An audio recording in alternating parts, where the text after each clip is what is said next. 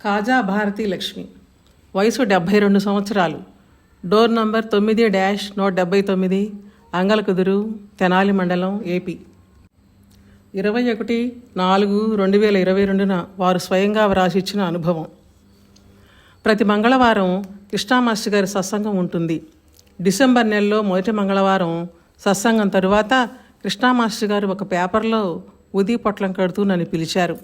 నేను వెళ్ళి మాస్టర్కి ఎదురుగా కూర్చున్నాను.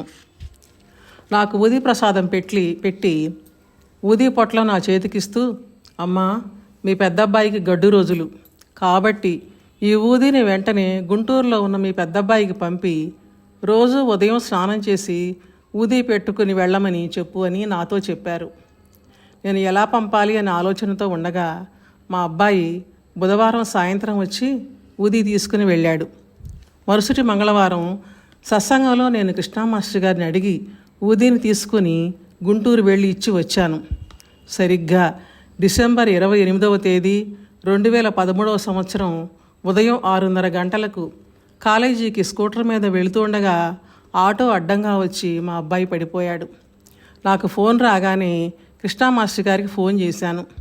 వెంటనే వారు, అమ్మా, పెను ప్రమాదం తప్పింది, చిన్నగా పోయింది, నీవు బాధపడవద్దు, ఏం జరగలేదు, నువ్వు గుంటూరు వెళ్ళు అన్నారు. వారు అన్నట్లుగా ముందుకు పడటం వల్ల నోటికి మాత్రం బాగా తగిలింది. 10 రోజుల్లో కోలుకొన్నాడు.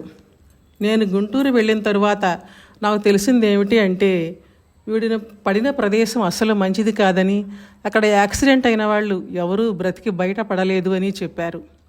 ఇంతటి ఘోర ప్రమాదాన్ని ముందుగా తెలియజేసి ఆ కర్మను తేలికగా అనుభవించేటట్లు చేసిన కృష్ణామాస్టర్ గారి మేలును నేను ఎన్నటికీ మరువలేను.